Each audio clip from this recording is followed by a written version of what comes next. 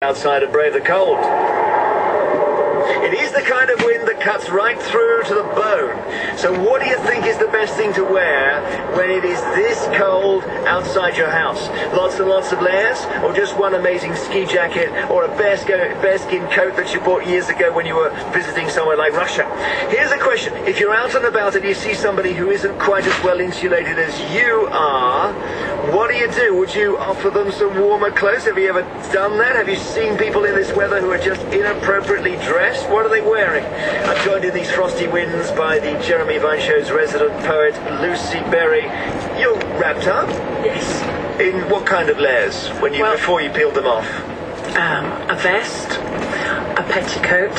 I'm not going to go any further into it, but just something. General drawers and, yes, thermals, yes. Right. So we're going to talk more in a moment, but first you have written us a poem which has been read by the Radio 4 newsreader. So here is Double Warmth by Lucy Berry. Double warmth. A thin girl in a thin top, shivering at my bus stop. On this bitter day, might I approach you? Dare I approach you and say, "Here, love, I've got another coat at home. Have this one." Or might you just hurry away? That would seem bitter to me. That risk is so great that you might not accept, that you could accept a coat when it's -3. What a chill and lonely moment for both of us that would be. But what would be happening then if you could reach back to where I was standing, and if you managed to say, "Yes, I will share your two-coat luck"?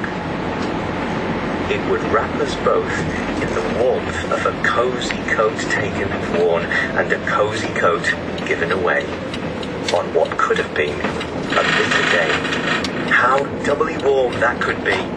I wouldn't be looking for thanks, you know, just to know that you could take this in the snow, and that on a day when I felt no warmth, you might give some back to me.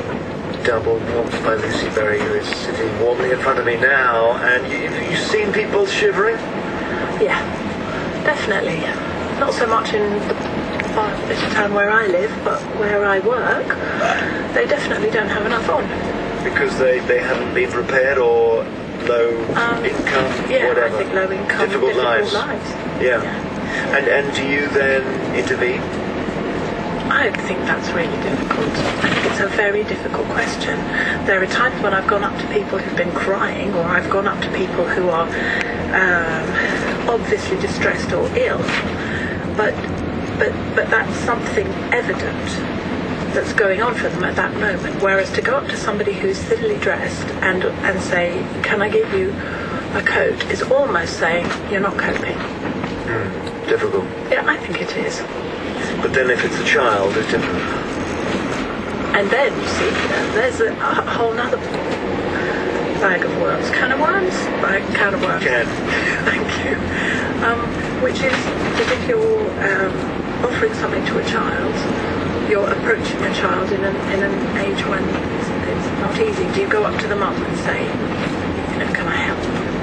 I think it's very hard. We had the converse, or is it the obverse of this story about 2 years ago, where a mum had her baby on a very, very, very hot summer's day on a beach, and the baby was clearly being burnt by the sun, and there was a lack of intervention until the baby actually collapsed. So then everyone's to blame. Yes. And I must say I'd be more interfering about a baby than I would about anything else. I know you go to Bethnal Green Meeting House Church, and there they give out warm clothes to the homeless, so maybe you do it through an institution is better. We can do, but we try and do whatever we can in that church, but it's not enough, is it? I mean, everybody on their street really should know what's going on, and we don't. Traditionally, British people don't let on what's going on next door. But maybe we're used to the idea that however poor you are, you can still clothe yourself, because we see jumble sales and we see clothes going for nothing almost. I think there's a level of of underprivilege where people begin not to cope. And then you can't say that they're neglecting themselves or neglecting their children on purpose. But it begins to happen. Kathy emails from Warrington and says, I always take a spare pair of gloves with me because I commute on public transport and I always see freezing-looking girls who've been out the night before and are shivering. It's so interesting. Throughout school and university, I always packed spare gloves and socks on any field trip just in case somebody's parents had forgotten them. They always got borrowed. See, Kathy sounds like a saint. Yeah, to do that. Considerate person. Fourth thing tweets, yes, I would give them my coat, especially an elderly person. I would always buy them a hot drink on top of that. Kelly emails from Castleford. I've given many items of clothing away. I've also received many items in return. It's usually been at wet Glastonbury festivals. I know what it's like to go unprepared for the soggy years. I also know it's a regular thing with festival goers. I suppose, I mean, when you attend an event and you're locked, you know, the timetable means you can't just go back home and get the jumper or whatever, and you realise as you're heading there, I'm going to be cold and it's a long night and we're in a stadium, we're outside, whatever. That's a painful thought, isn't it? It is, but then there's more camaraderie, isn't there, at a festival? There's a kind of given that, boy, we're all in this together. You're not all in it together when you're at a bus stop. That's the trouble. So the question is, should you give somebody your clothes if you see them shivering? Have you seen people dressed in a way that is completely inappropriate for this weather? I mean, completely. We saw the woman walking up a mountain with high heels at the weekend. Friday night, I'm going nowhere. I'm alive.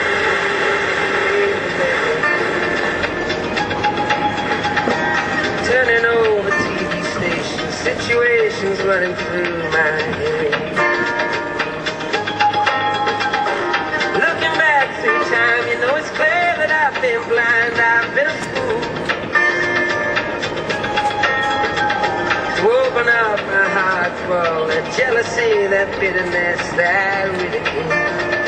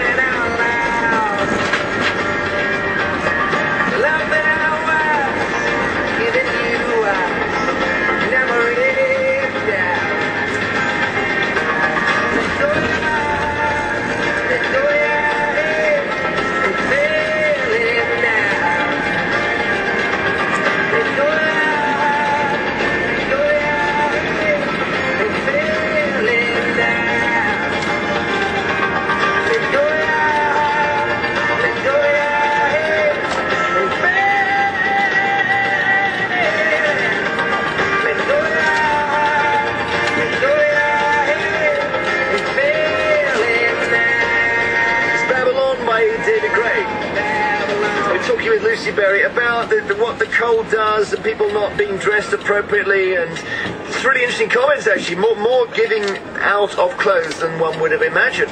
Colin emails from West Derby, Liverpool. I often see men wearing shorts in the coldest weather. I see school children just in shirt sleeves. I suppose they consider it not cool to be seen in heavy winter clothes. If I was short of money, I could fit myself out in winter clothing at any charity shop for less than £10. Diane Dixon is in Skelmersdale, Lancashire. A few years ago, ago, my son was coming home from his work Christmas party, and he gave his coat